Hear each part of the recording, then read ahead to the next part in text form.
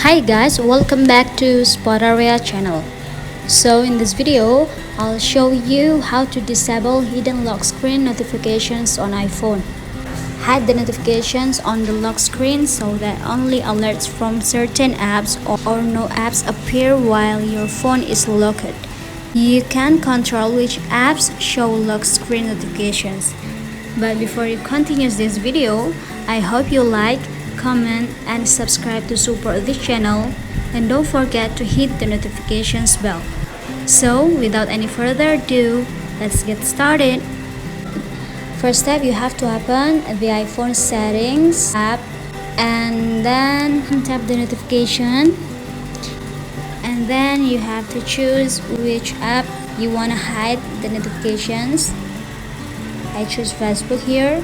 In the alert section, tap to clear the circle under lock screen to disable notifications from showing up on the lock screen. And I'm gonna click right now. And then you can tap allow notifications to disable all notifications for the app. Then repeat the process until every app in the list to either turn on or off its ability to display on the lock screen. But if you guys using an older iOS version, tap the button next to show on lock screen to turn it off.